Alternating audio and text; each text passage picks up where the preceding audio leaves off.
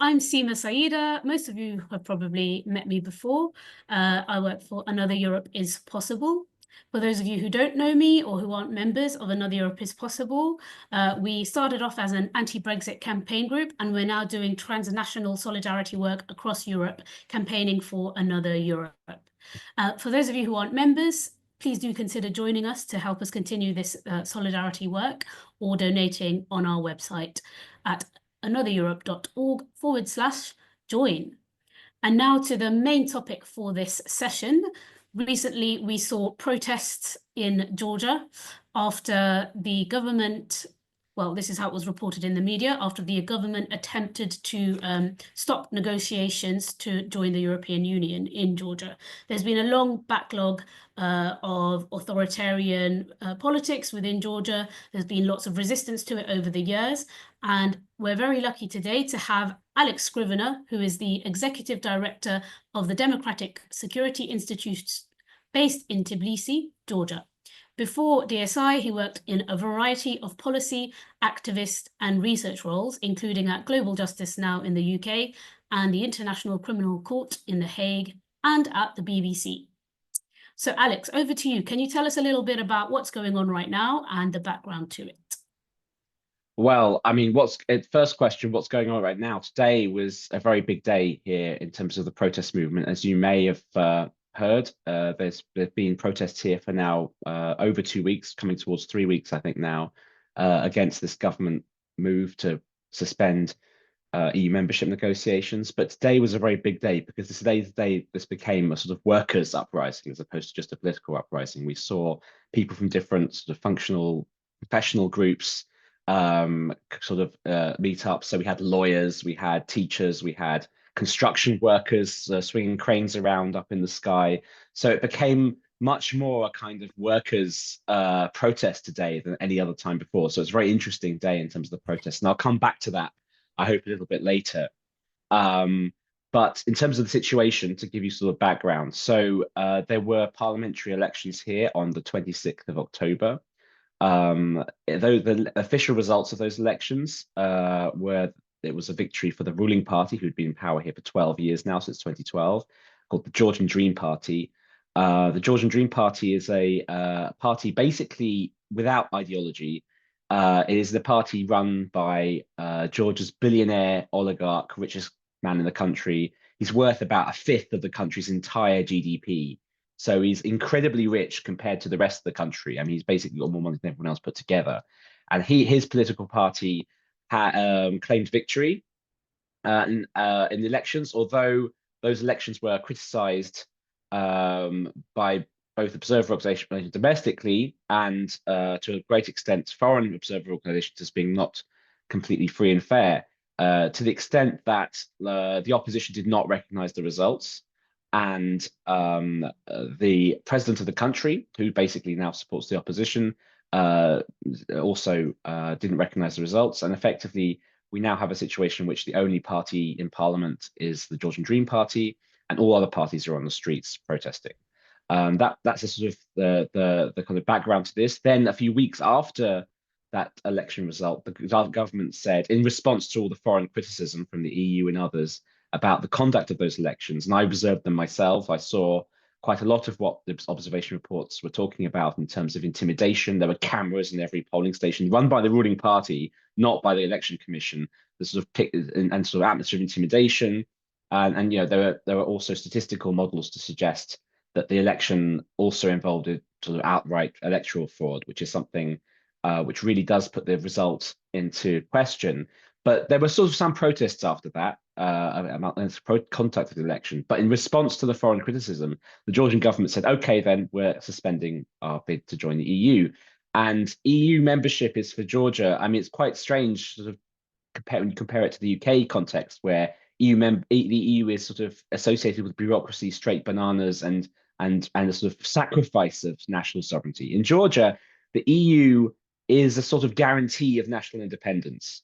It's a sort of national mission, in a sense of, if we make it to the EU, then we've managed to escape Russian imperialism. That's the sort of logic and the sort of the reason why Georgians are very passionate about joining the EU. It's a sort of national sovereignty argument, actually, is that we can only guarantee our freedom from Russian imperialism if we join Europe. So that announcement effectively was heard by many people in the Georgian population, and polls suggest that 80% of Georgians wish to join the EU. So it's a sort of proportion that we can only dream of here in the UK. But this position was sort of brazenly against what the public wanted, and the Georgian Dream Party themselves had pretended to be in favor of EU membership. In fact, its election posters before the elections had big, EU flags emblazoned on them, saying, "Well, we will enter EU, but on our terms," which I think a lot of people in Georgia realized was nonsense. But enough people didn't that they managed to get a reasonable proportion of the vote even before the electoral fraud. But now this made it kind of brazen. It's like, we're not joining the EU, and that, in the Georgian mind, immediately translates to we are going to be once again subjugated to our Russian imperial overlords, which is, to say it's fantastically unpopular would be an understatement. It is very unpopular, though there is a proportion of the Georgian population who still are behind GD, Georgian Dream, for reasons that I'll outline a bit later. But the majority of the population are very angry, and it's led to this huge spontaneous protest movement across the country. Like the opposition didn't organize it. The opposition tried to organize protests after the election, and it sort of didn't take off.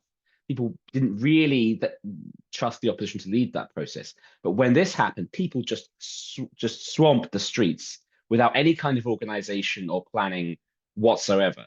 So it was a huge sort of wave of sort of public emotion and anger, which is still not dissipated. It's now been over 2 weeks, and every day the main streets of Tbilisi are paralyzed by mass protests.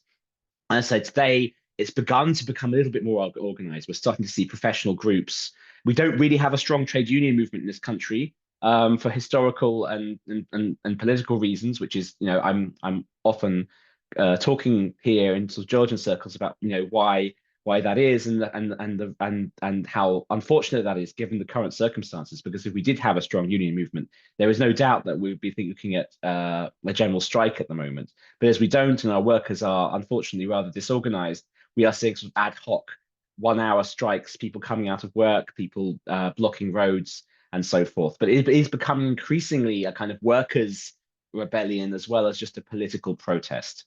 The protests here, I must say, before I sort of pause to let Seymour or someone else ask me some more specific questions, have been met by huge state violence here. So, day after day, the riot police obviously use, some pretty heavy-handed tactics like, water cannon and tear gas and so forth. I've been tear gassed at very close range myself a few times over the last couple of weeks. But what's much worse than that is the campaign of terror that they're conducting outside of just breaking up the protest rallies. They are beating people up in back streets. They are following protesters home and literally arresting them and beating them up.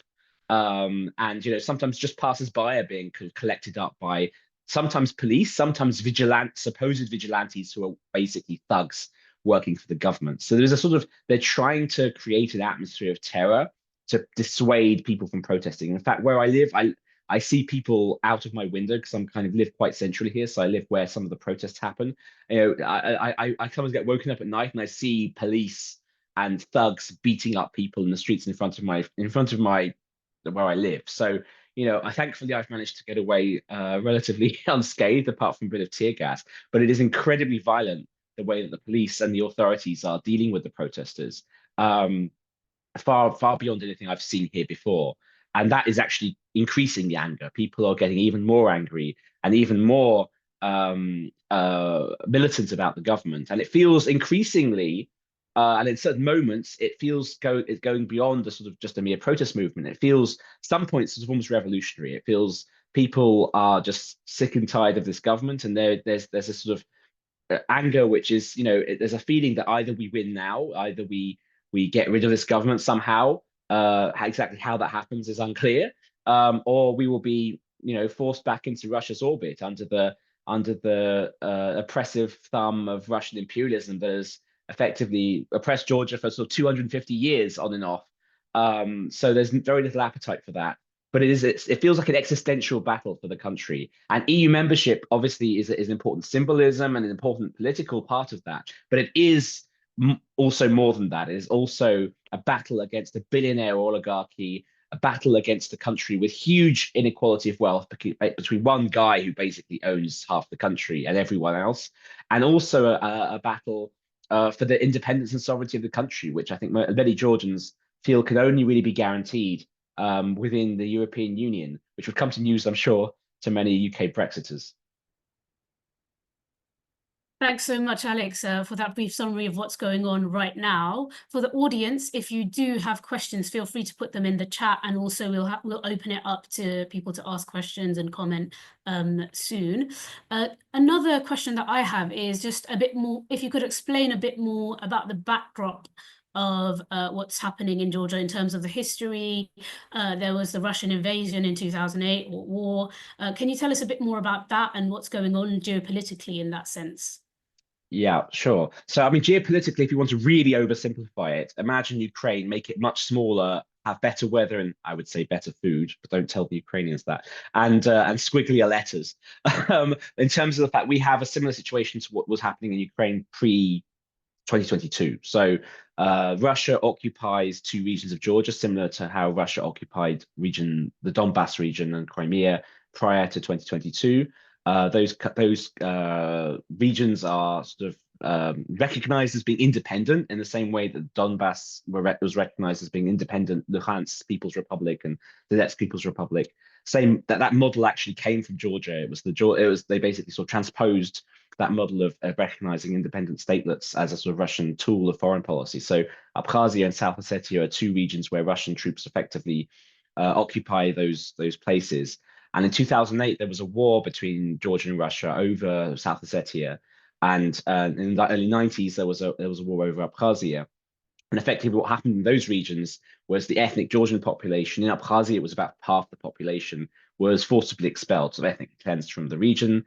And the sort of pro-Russian population that remained is sort of unanimously on side with what Russia wants. And the same happened in South Ossetia in 2008, although it's a very complicated situation, which requires almost a separate meeting to discuss in detail. But the sort of geopolitical aspect of that is there, because obviously there are people in these regions who do prefer to be with Russia, but the question is that the people who didn't agree were all sort of expelled under force of arms. But yeah, so that happened in 2008. There was a war between Russia and Georgia. That ended the ceasefire that kept those regions effectively under Russian military control. And since then, there's been this government came to power in 2012. Though this government at that time was presenting itself as being pro-European, and in fact, for 10 of those 12 years, it did sort of act in pro-European ways. So it continued EU integration, it achieved visa-free travel for Georgian citizens, it actually achieved candidate status for EU membership after the war in Ukraine broke out, so same time as Ukraine did.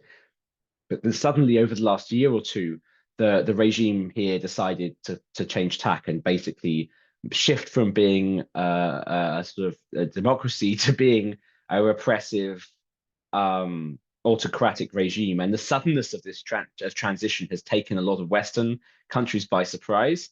But effectively, it boils down to this: the billionaire who's in charge here does not want to lose power at any cost. And when he realized he might lose the election, he decided to resort to autocratic means. And of course, Europe would not accept Georgia as an autocracy. Therefore, by default, that ends up bringing him in a close relationship with Russia. So that the background is Georgia's been independent before that since 1991. It's one of the products of the Soviet Union, but it has a long history of resisting Russian imperialism. It was, in fact, between 1918 and 1921, one of the first, if not the first, democratically elected democratic socialist government in the world. So the Mensheviks controlled Georgia between 1918 and 21 as an independent country. When it broke away from what was then the Russian Empire. And for 3 years, it was a very interesting experiment in democratic socialism. And it was actually in some ways quite successful, despite the fact it was constantly being militarily attacked throughout that 3 years. But they passed, what for the time were very progressive reforms, land reform that was redistributing land from rich to poor. They passed universal suffrage, including votes for women. At about the same time the UK did, actually, which for this region was phenomenal. So that government was incredibly progressive and socialist in its outlook back in the 1918 to 21 period.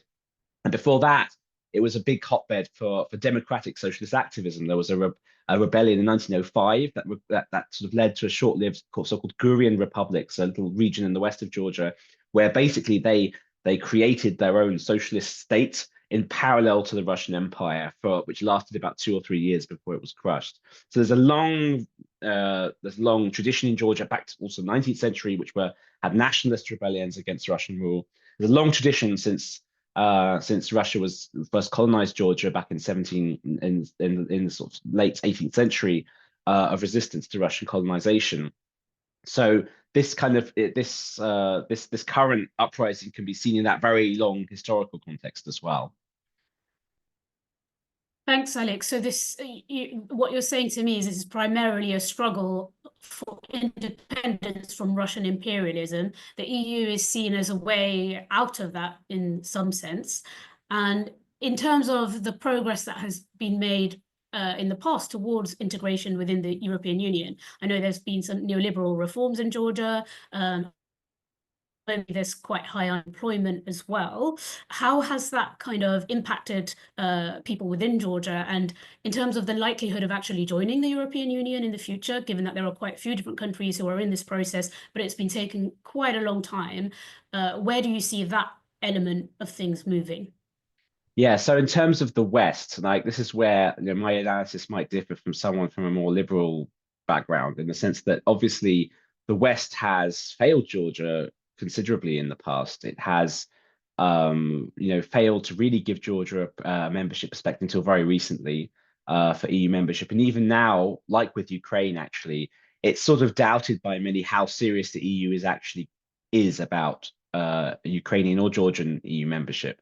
And that sort of cynicism and that experience of Western passivity towards Georgia is being weaponized by the ruling party. And their case is effectively, well, we're never going to be allowed to join anyway. They're not really serious. So we might as well do what we want. And yes, we want to join the European Union. Even now, the government say rhetorically they want to join, but only on our terms, because we can see the European Union isn't serious about accepting us. And this sort of cynicism is something that I think the Russians definitely are trying to use to their advantage. And in fact, the European Union is often sort of obsessed with its internal domestic issues. It's obsessed with immigration, for example, which is incredibly damaging,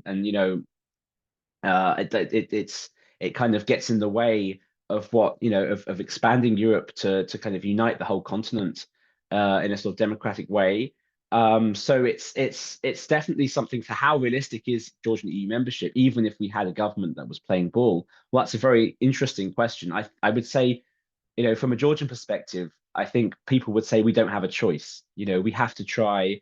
We have to try and gain some level of European integration, because the alternative is we're going to be swallowed up by the empire. So it's a sort of national task, and it's been something that's sort of been quite a lot of consensus actually in Georgian politics over the last few decades, that Europe is where we want to go, despite the fact that Europe itself has historically been rather less interested in that. But that is changing. I mean, it feels that the Ukrainian situation has opened a kind of door that allows us to believe that it's actually possible that Georgia might one day be sending MEPs to Brussels. And that is that is a dream that I think might seem far away, but it's not impossible to imagine. Thanks, Alex. And we have some questions in the chat as well. There's one question around the movement itself. Has the movement learned from the previous wave of protests this year? Have there been any interesting or promising alliances that have emerged? And the lessons that haven't been learned, and ways that you think things need to move? This is a very interesting question, actually. So I find myself often, it feels like, so what happened, I should probably go through quickly what happened in the spring for people who don't know. So in the spring, there was a huge wave of protests of a similar sort of size against what's called the Russian foreign agent law. So Russia in about 10 years ago passed this law, which basically any organization, any NGO, civil society organization that receives money from abroad would have to register as a foreign agent, and then basically it repressed the whole civil society sector. And they tried to sort of transplant this law here.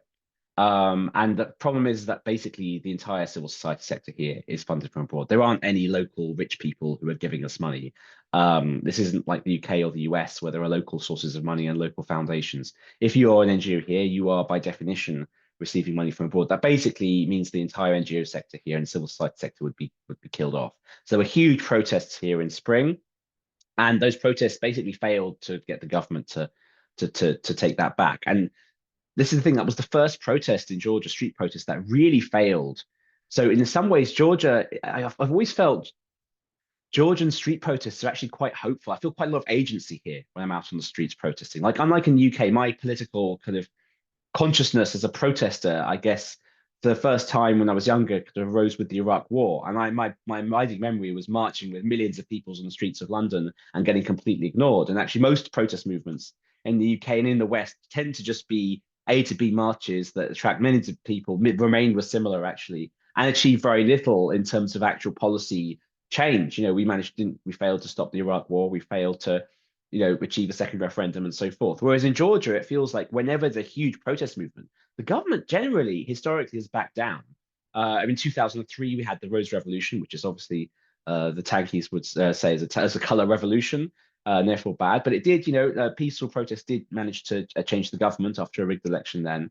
And in fact, a year before the failed protest this spring, they tried a year previously to bring in this Russian foreign agents law, and they had to withdraw it because of the mass protests. In fact, so for Georgians, like, we have this experience of actually street protests actually achieving tangible political change, and so it was kind of a shock this year that we failed, And I don't know if Georgian society quite knows how to deal with that. And so in terms of lessons of what happened, I guess it got to summer, people wanted to go on holiday, they knew the elections were coming, and they sort of think, well, we'll kick out this government at the elections, and then the elections were effectively allegedly rigged, and that took that option away from people. So now people are very angry, and the government's hope, I guess, is that we get to New Year, we get to Christmas, and people just want to eat the Christmas dinner and forget about protesting, and they hope it'll sort of peter out that way, or they would use sort of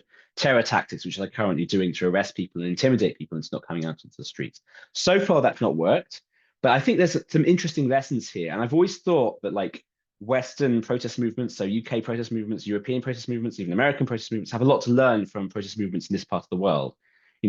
There's I've in the UK, I've been a lot of A to B marches that achieve nothing. And it feels like the kind of spontaneous expressions of sort of existential anger that you get here is something we rarely see in the UK. I think we could do with a kind of protest culture that is as militant in that way as Georgian protest culture is. But at the same time, we could do with learning a lot about organization from our protest culture in the West. There are committees, there are planning, there are institutions in our protests that help strategize, which we just don't have. The people out in the streets now are not organized in any really meaningful way. We're just all coming out in the streets, and we're standing there and we're shouting stuff, and we're occasionally throwing stuff. Not me personally, but basically that's it. That's what it is. It's a very emotional kind of outburst. And until sort of today, I would say it's very little sign of actual organization in the protests. So that was a kind of lesson that we should have learned from spring. I'm hoping we are beginning to learn, because today, as I said at the beginning, we're starting to see lawyers come out, we're starting to see construction workers come out, we're starting to see teachers come out. So we're starting to see, in the absence of a strong union movement, workers groups coming out. And I wish we did have a stronger union movement, because that would make this a lot easier and a lot more institutionalized. But it is the beginnings of something that, moving towards something like a general strike would absolutely help the protest movement here gain victory. But like it feels like, yeah, some of those lessons could be learned, and we could learn from protest movements in other countries as well, in that way. Thanks, Alex. And there were some questions in the chat as well about the international context. Lots of comments, obviously, on your Free Syria flag. We enjoyed to see the downfall of the Assad regime, but obviously lots of questions about what comes next in Syria. There's a question also about mass demonstrations against governments in the past in Istanbul and in Bangkok and other places, but which probably did not represent the views of people outside metropolitan areas. So someone's also asking, are we sure that the views being expressed in Tbilisi are representative of views in the rest of Georgia? So I guess that's two things there. How does national context maybe spur on these protests? And what is the representativeness of these protests as well? Yeah. Okay. So I have two different questions, but I'll try and deal with both of them. So in terms of the international context, obviously everything bad for Putin is good for us. Similar to Ukraine. I mean, basically, Ukraine and Georgia have a very close symbiotic relationship here. It feels to many Georgians that the fate of our country is actually being decided on the battlefield in Ukraine. And that for that reason, actually, Georgians represent the biggest contributor in terms of foreign fighters fighting the war of any country. Like we're a tiny country of like 3.5 million people, much smaller than Ukraine. But actually, we several thousand Georgians are actually fighting on the front in Ukraine because it's felt that that is where our country's fate is also being decided. So it's definitely not lost on people in Georgia that that this is, the international context is very important. But not but I think lots of Georgians are aware of Ukraine, and I would love more Georgians to be aware of the other struggles going on, which also impact us. I think most Jordans will agree that the fall of Assad is a good thing. But I'm trying to, as you can see from my background, I've ordered a Free Syrian flag because I want to be able to wave it at the protests and sort of show that we are also standing in solidarity with other people struggling against or victorious anyway in their struggle for now against the same enemy, which is the sort of Putin war machine. So, I mean, people here are obviously happy about Assad, but weirdly, I mean, if you look on a map, Syria is actually very close to here. Like, if you look at as the crow flies, I've actually been to Syria from here before the war, sort of as a student. I went through Turkey, and it's very close to here. I actually went through Nusaybin and actually through the what's now Rojava. It wasn't then, obviously, it was all Assad controlled in those days because it was before even the Arab Spring. But it's actually geographically, we're actually not far from Syria at all. And the Syrian regime recognized the breakaway Georgian regions as being independent, therefore under Russian control. So, effectively, Assad was definitely not a pro-Georgian leader at all. So, people here are also happy that Assad fell. But despite the geographical proximity, I think people in Georgia feel that Ukraine is closer because I guess that post-Soviet thing, also kind of aspirational Europeanness of Georgia. They sort of look more to the west and to the north for inspiration than they do to the south. And I think that's a mistake. I think we should absolutely look to Syria and other struggles such as Hong Kong, for example. I think the Hong Kong struggle against authoritarianism is also, that process obviously failed, but it was a really inspiring example of how self-organization can work really effectively against overwhelming odds. So there was a kind of, I guess, a sort of chain of sort of excuse me, sorry, I can drink something. A chain of these struggles across the region. I mean, the Belarusian struggle as well is similar. Quite a lot of Belarusian exiles live here in Georgia, actually, against their regime. So there's a whole chain of these struggles across not just Europe but also the Middle East and even into Asia, where sort of we're all fighting the same kind of authoritarian axis. And I think maybe we have a better idea of that than some people in the West, who I think Western progressives, and especially liberals, I would say, can get quite complacent about democracy when in fact, that it's under attack everywhere. And it's something that I think we are kind of links in a global chain of conflict, between the forces of autocracy and democracy. And actually, our sort of, this is where I'm not going to be very popular amongst my leftist comrades, but actually, in the grand scheme of things, a lot of very annoying liberals are actually on our side on that divide, because the people on the other side, the forces of fascism, far right populism, Putinism, Assadism, they are horrific. And if we have something as a left, as a progressive movement to contribute to the anti-fascist struggle. We have our own strengths, but we are part of a much broader alliance. And when you talk about interesting alliances, I think there's no getting away from the fact that, we have to work with liberals, people we find a bit cringeworthy sometimes, because the alternative is much worse. That's not to say we must, compromise on our values at all or go along with what they want, or, I think it means that we have to be clear-eyed about the existential nature of this attack on democracy that's going on. Probably when Trump comes back in America, we're going to see it very, very viscerally over there as well. And we were kind of in a pause at the moment in the UK because we have this sort of lukewarm dishwater Starmer government for a while. But in 4 years, we're going to see Farage roaring back. We're going to see a lot of this sort of anti-fascist stuff become much, much more topical. So like this is all kind of linked together, and I think we have to be very clear-eyed as a progressive left. What we do, and what do we contribute to this existential, I would say it really is existential fight. So second question about what was the second question? So the first one was a sad, wasn't it? Second one was about countryside and the city elite. So okay, so a lot of the kind of skeptical takes, especially from the sort of, I guess, tanky adjacent kind of community, is like, oh, this is all just middle class urban elites, like the same sort of thing you heard used against the Remain campaign, against the sort of Georgian protests, and against, I think, Maidan also in 2014 in Ukraine. You see the same kind of script, that this is all just a bunch of bourgeois kids, and actually the real working class don't care. I would say that's not true, though I'll caveat that. So I'd say the protests are not just happening in Tbilisi, and in fact, it's unprecedented, like the extent to which they've been also happening outside of Tbilisi this time around. So previous protest waves have been quite Tbilisi oriented, like it's a very centralized country, so all the political power and economic power is actually centered here. So it makes sense. People from the regions would obviously protest, but they would actually travel to Tbilisi to protest here because that's where it seemed to matter. This time is very different. We're seeing quite huge, actually quite large scale protests, not just in the other large cities, but also in smaller towns. Like we're seeing very small, basically villages have protests, which is unprecedented in Georgian history. Like we're seeing people in quite rural areas protesting.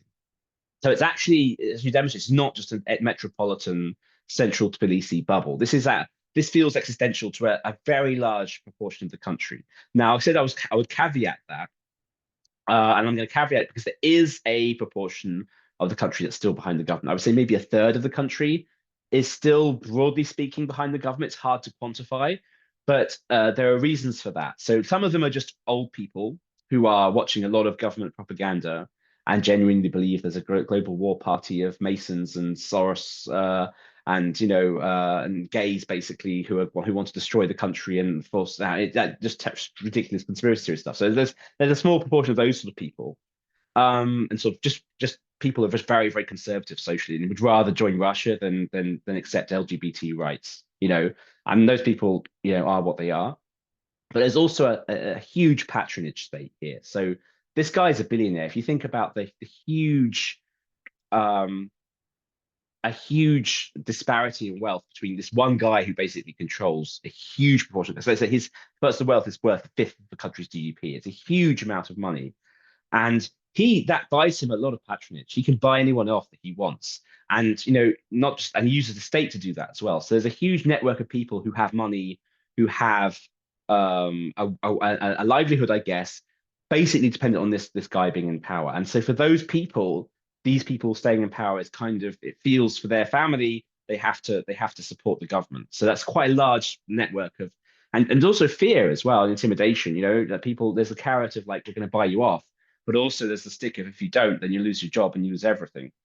So they use the state, so they actually make up a lot of fake roles in state institutions to kind of fill up with people for patronage, but also Ivanishvili himself, he also has his own sort of network of patronage. So like the government does kind of buy off a significant part of the population through money, basically. And that those people can actually be quite poor and rural. That's true. I would say those people are maybe numerically more numerous in the regions than they are in the capital, for sure, because there aren't any jobs in some places. There's nothing going on economically. Georgia was completely destroyed economically. It hasn't really recovered since the 90s. In the 90s, we lost 80% of our GDP, and we're only just beginning to catch up to where we were in the 80s now. So Georgia is a very poor country with a lot of very poor people. And when you've got very poor people, some of them are just going to be like, look, I don't care who's in power, but this person's giving me a bunch of money and the other people aren't, so I'm going to go with them. So in the sense of, is there a class divide? Is this a bunch of bourgeois hipsters against like the based kind of working class? No, but there is a subsection of the poor here who are dependent on basically handouts from this government and from the patronage network of the oligarch. So those people are, disproportionately like to be poor. Although there's a lot of middle class people like that as well. A lot of middle class people, surviving off the corruption, the corrupt hinterland of this regime. So they're winning contracts for like various things and making money. So I wouldn't say it's really a class divide in that sense. It is a generational divide in a lot of ways because I think older people are much more susceptible to conservative, anti-LGBT. Kind of, if you think about Viktor Orban and how he wins elections in Hungary, very similar message, but Orban is better at it. He's been doing it for longer. Here, it's kind of contrived. Georgian Dream, the ruling party here, was a member of the Socialist International. This is crazy, right? That until about 2 years ago, and then they left and they joined the far right. Like we're talking not very ideologically coherent people. They decided that actually being far right was electorally more. They don't really have an ideology apart from staying in power and stealing money. So for them, it was just like, okay, we're done with these socialists now. We're done pretending to be social democrats. Now we're going to be, far right, and populist conservatives. And they changed their mind and they went down that road. So for them, it's all about money and power. Thanks, Alex. This is really interesting. I'm going to ask two more questions, one from the chat, one from me, then I'll open up to the floor for people to comment. So someone in the chat is asking what media outlets they should be following to get up-to-date and detailed info on Georgia, because the mainstream media in the UK and the West isn't really covering it in much detail. And my question is, what can we do as the international community, as activists, to support the protests in Georgia and to help push for a socially just outcome as well to this situation? And those after that would like to contribute, put your hand up using the react function, and I'll come to you after. Great. So in terms of information sources, so I mean, the one source I would say from a progressive English speaking perspective to go for is OC Media. They have a progressive kind of stance. They're generally kind of at least center left, probably a bit more further than that in terms of their outlook. Very pro LGBT, very pro human rights, and they're quite a good source, I would say, for what's going on in Georgia. So if you want to follow a website at OC Media, so yeah, Orange Sleeper Charlie Media, they're the people I would go to as a first port of call. But there are some other outlets. I might be able to put together a list or something later, maybe send it around if people are interested. I don't want to go through all of them now, but that if you want to, if you would ask me to choose one, I would say that.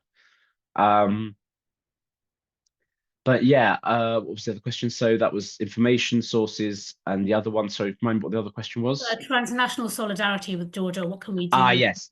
So, well, I mean, personally, obviously, it really hurts. It hurt with Ukraine as well, and it hurts now when I see the loudest voices coming from the progressive world being basically tanky voices that say we're conducting a color revolution and actually we're all just puppets of the CIA, and this kind of nonsense. And the louder people can be in countering that from a left perspective, and sort of not allowing those very loud, very annoying, very ignorant people to dominate the conversation on Georgia, would, and it's great because at the moment they're all completely discredited by this fall of Assad stuff. So they're all in terrible mood at the moment. So maybe they're too distracted to do this. But like just in any kind of public forum, you see that kind of message being put out, just make sure you loudly shut it down and say, no, actually, as progressive, we stand with democracy, we stand with people. And it's funny, like the sort of people who are, talk loudly about revolution in their book clubs, when it actually comes to people on the streets actually staging a revolution, they almost seem to be almost invariably against it, because revolutions are actually really messy things. You get really strange alliances of different people. They're not sort of, some kind of comic book version of the Russian Revolution in 1917. But yeah, I mean, if you could, that's one thing. But in terms of specifics, I would say today I've been trying to make contact with various UK parliamentary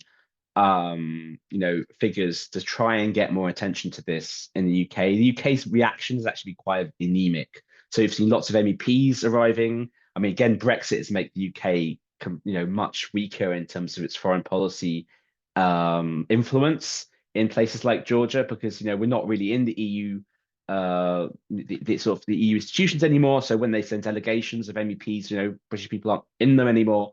And then you have the Americans, who obviously have their own very strong, congressional people will come and visit, or whatever, people from the State Department. The UK sort of falls between the stools there, and I think David Lammy has said something. I think a junior minister has made some statements about Georgia, but it has been a little bit anemic so far in terms of the sort of strong response that we want to see from the UK. So if you can write to your MP and suggest that for example, that the UK sanctions some of the big figures behind Georgian dreams. So it's interesting, actually, there's a very strong UK component to this. So the big propaganda channel, Imedi TV, is actually owned by a shell company in the UK. And this is they use this the kind of Russian propaganda kind of channel. So I mean, there are things the UK can do to actually hurt this regime and its propaganda. And actually, one of the biggest kind of sanctions by Ukraine, at least, and perhaps also by the US, we don't know, figures behind the regime is the cousin of this billionaire oligarch, a guy called Ucha Mamazashvili, who is a big power broker and a big kind of intermediary between Putin and this government. Because remember, this is the funny thing, despite the fact this government is actually cryptically quite close to Russia at the moment, we still don't officially have diplomatic relations between Georgia and Russia. Officially, the two countries don't have any relations at all, but unofficially, there's people like this guy Ucha Mamazashvili act as sort of intermediaries between Russian business interests, Russian political interests, and the government here. And that person is free to roam around London and go shopping in Harrods. So there are sanctions that can be brought to bear by the UK, and these need to be economic sanctions as well as other sanctions. And that's the sort of thing that I think we can be advocating to UK parliamentarians, to politicians. So if you can, maybe write to your MP and say, look, we need a better and a stronger stance. We need sanctions. Very least join EU and US sanctions. The EU sanctions probably won't come because of Hungary being a very close ally of Georgia, this Georgian government, I mean. But the US has already put personal sanctions on some senior Georgian Dream officials. We need the UK to follow suit, because the UK is a big center for this dirty money. Like we've all heard of Londongrad, right? So I would say we need to be just as strict on the Georgian version of that. Thanks so much, Alex. Does anyone in the audience want to come in, want to say anything specific? Fionn, go ahead. Hello. I don't know if you can see me or not. I've just turned on my video. Firstly, just wanted to say thanks so much, Alex, for a brilliant talk, and also to Another Europe for setting this up. Really, really interesting discussion, and obviously you are very knowledgeable. It relates a lot to the very limited amount of knowledge that I've developed on Georgia to date. I hope this question doesn't come across as self-promoting, but I have mentioned it in the chat already. I visited Georgia at the end of last year and made a short film about the country's history and the growing tensions with Russia. And obviously, since September 2023, things have come along quite a long way. So I was wondering if you'd be up for discussing maybe updating that film, having a little chat about who maybe else we could bring in, because I think the reason I bring it up, other than your expertise, is that you just made the point there that not many people know about this story in the UK. And I would say, outside of certain countries or certain areas, peoples that have a direct relationship with Georgia, it's not a very well-known story, full stop, not just in the UK. And that's a great shame, because as you've so eloquently described, it actually demonstrates a lot of broader movements, a lot of broader problems that are happening, and being in the middle of the world, essentially between East and West, between Europe and Russia, and so on and so forth. There's quite a kind of litmus test going on there, I think, and the way that Georgia goes could have a really significant impact on the way a lot of other conflicts and a lot of other challenges go. So to hear progressive voices actually talking about this, firstly, is really refreshing, and I'm really grateful to hear it. And secondly, I would love to do my small part in helping to amplify that you know, through this film and potentially events around the film. You know, you mentioned MEPs and engaging policymakers. A great way to do that is to have a film with a Q&A, that kind of thing. Yeah. So would love to talk to you about that more if you're interested. I've already put my email address in the chat directly to you, but likewise to anybody else listening who's interested in that, please put your hand up or maybe email Another Europe after this call, and we can kind of set up a little bit of a WhatsApp chat or something, whatever it is. Absolutely, I'd be very happy to help. I'm actually coming to the UK on Monday, so I mean it's possible I might be able to meet up physically after that point. Great, that sounds Be good. back for Christmas. I don't feel I almost don't want to go back. It's so, you know, it's so important to be here politically. But I'm hoping at least I can kind of, if I can do things in the UK as well to further the cause, then, you know, that would be one of the things I could potentially help out with. So yeah, I'm absolutely I'm up for that. And if people want to contact me to do anything Georgia related, you know, anytime, I'm happy to, you know, I'm sure someone can share my contact details around after the meeting to everyone who was here, or maybe someone could put it in the chat or something. And I'm happy to talk to people about anything they want to do. And yeah, in terms of kind of the UK front in this battle. Thank you so much. Julie Ward would like to come in. Hi, thanks. Good to see you again, Alex. So yeah, nice to see you too. Yeah, I invited Alex to speak at a democracy conference in Berlin. Sorry about that. And while Julie's posting the question in the chat, does anyone else want to come in at this moment?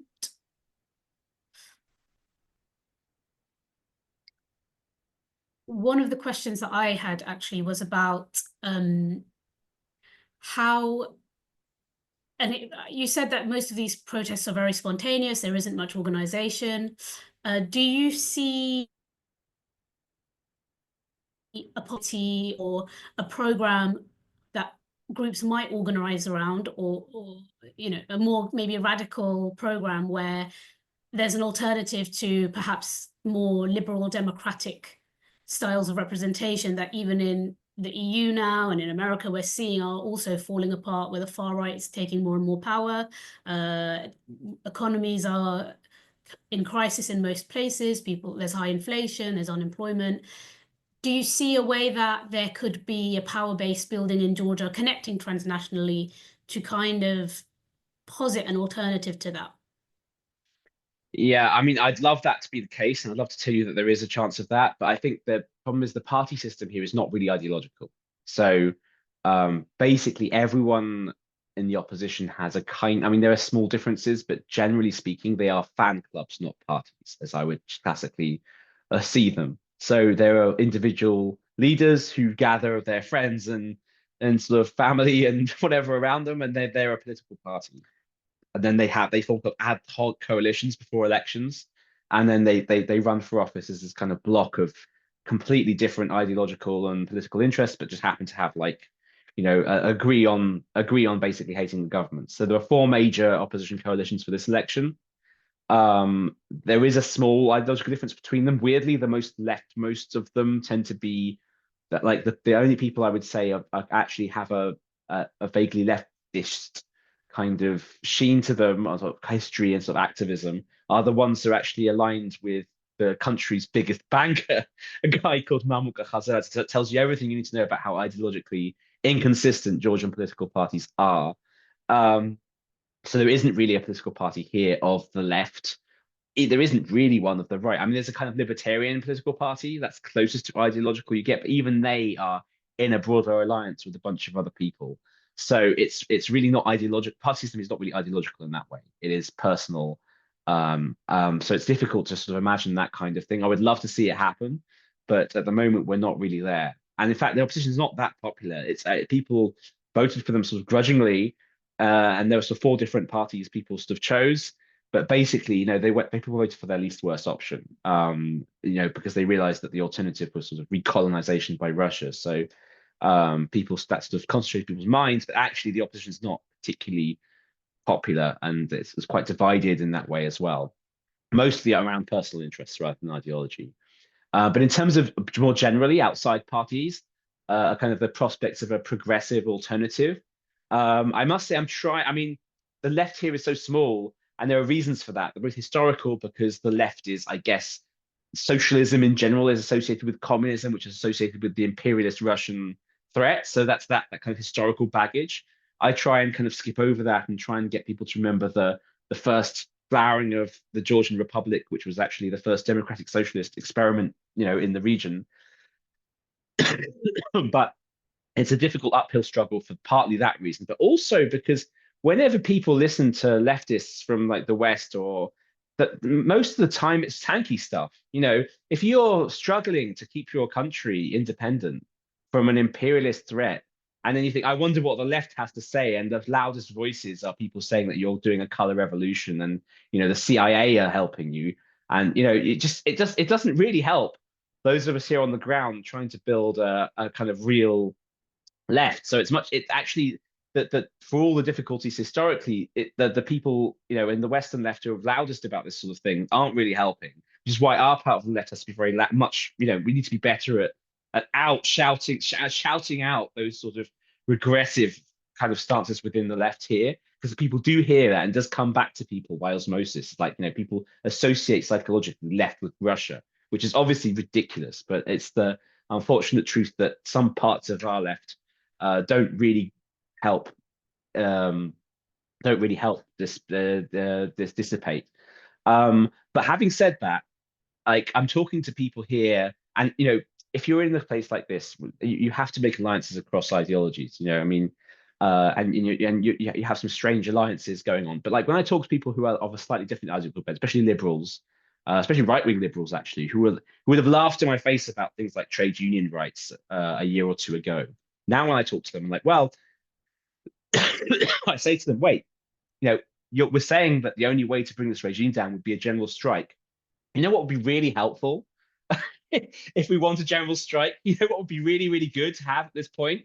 A strong, independent union movement. So actually, there are opportunities here that actually Labour as a force is actually a very strong anti-authoritarian potential. And that kind of can convince a lot of liberals who are otherwise sort of right-wing sort of democratic conservatives, even, who are a bit who don't really understand, what's unionism, and aren't necessarily very naturally predisposed to it. People say, a new conservative is a socialist mugged by reality. It's the opposite here. I think I'm seeing a lot of new socialists being mugged by reality, that actually sort of neoliberalism does not lend itself to the sort of strong civil society and strong labor institutions that would actually prevent this government from using widespread poverty. I mean, people are living on nothing in this country. If and that means people can be bought off, and it means poverty is the best friend of an autocrat, and the best friend of a democrat is an equal society. And I think slowly some of those arguments a little bit as trying to get through to some people, but it's a very uphill struggle, because as soon as you label that as left argument, people think, wait, leftist, aren't those the people in the West who want Russia to win? And that's unfortunately the loudest message people get. So yes, there is potential, and there are increasing movements. Mostly they're packaged as green, because the Greens haven't ruined their reputation as much as the left has in this part of the world. But also there are outwardly leftist organizations that are small and mostly young, who are beginning to change this tide. But it's a long struggle, and we need a lot more help from the West and our Western left to actually help build those institutions. And at the moment, when I talk even to my friends actually in the UK, a lot of the time I don't get a lot of support, even though they know me. So it's really difficult outside of our kind of progressive pro-European part of the left to actually get people to care about our region. And that needs to change if we want to have a left in this part of the world that's strong and willing to actually, and able to actually wield power and fight kind of the neoliberal consensus in this part of the world, which is really damaging and is really kind of helping this billionaire effectively run the country. Thanks so much, Alex. I purposely use the word radical instead of left, but I guess they may have the same connotation. The question from Julie was about the media. It was how much reporting is actually getting through into mainstream media of what's actually going on in Georgia. And then there was a question from Luke Cooper, although he seems to have disappeared now. I So just put my hand down because I've actually got to go. But I thought what Alex was saying about the connection between UK finance and media and Georgian reactions was really interesting. And maybe that's something that we could do some digital campaigning around, or maybe even some like street campaigning around. I don't know, solidarity work. I mean, yeah, that would be hugely welcome. And I'm trying to get some parliamentary involvement here as well. I'm not sure if anyone will listen. Sorry, I should have got more water. But yeah, I mean, I'm absolutely some campaigning on that and actually raising the profile of this. And like, actually, the UK is a heaven for like dictators' money doing sketchy things in our region. And like, people know about Russia, but actually, it's not just Russia. And I think this would be a really good example to use. And actually would go, and I think the benefits of that would go beyond just Georgia actually as well. To I think it's definitely something that we can maybe talk about after this meeting as well. So yeah, absolutely. great. So this session was meant to be a rapid fire question and answer kind of session. So we're going to have to close up soon. I think one of the last things I want to ask about, and which people are talking about in the chat as well, is the situation in Hungary and parallels between Georgia and Hungary. And there's some he says in the chat that he recognizes this dynamic of the left being very tanky and that influencing the discourse on the ground in Hungary too. Is there anything you'd want to add on this question of Hungary specifically and parallels? Yeah, absolutely. This government absolutely sees itself as, I mean, Hungary is the model here, let's be clear. So people talk about like the relationship between Russia and Georgia, and like there might be some almost certainly some kind of clandestine relationship here. I mean, I'd be surprised if the FSB wasn't, quietly, advising certain government officials here about what to do. But I think the more direct and close relationship is actually with Hungary. Hungary is the model that Georgian Dream are following here.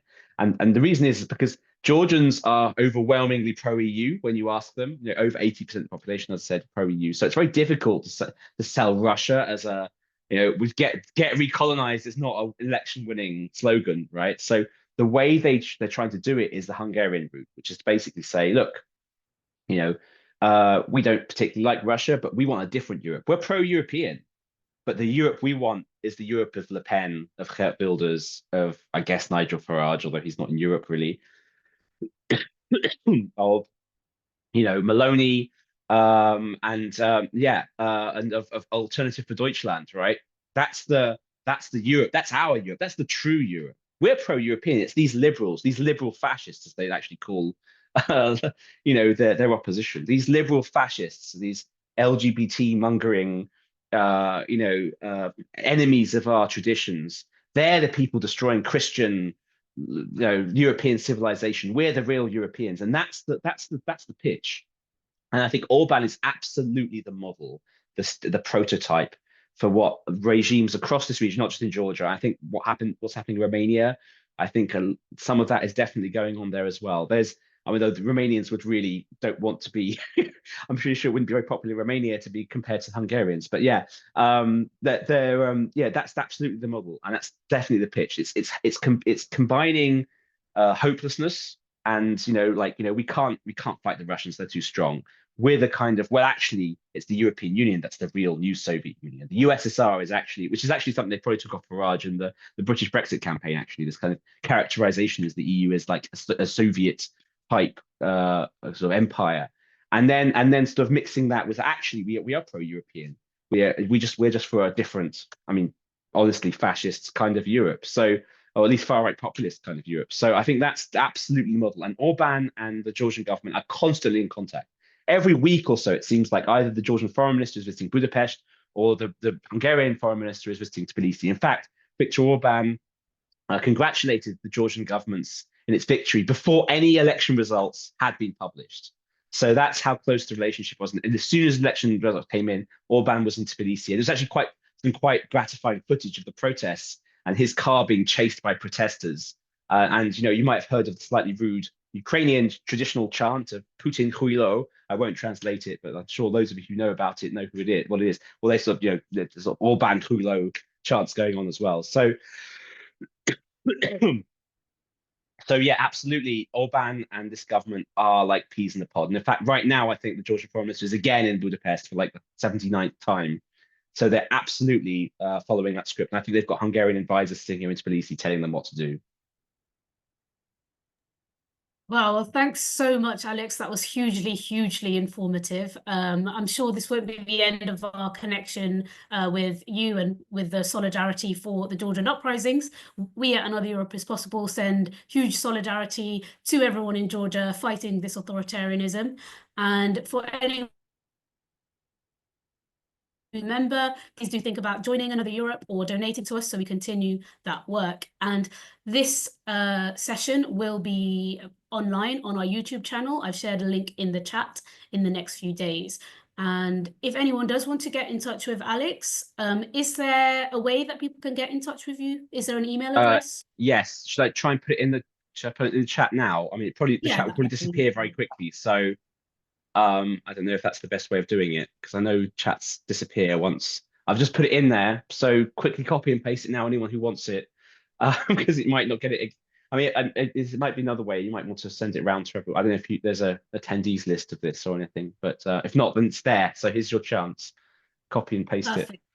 Yep, hopefully we'll be able to send it to all those who've registered on Zoom. So thank you so much, everyone, for being here today. Solidarity to you, Alex, and thanks for talking to us today. Have a great No problem. You too.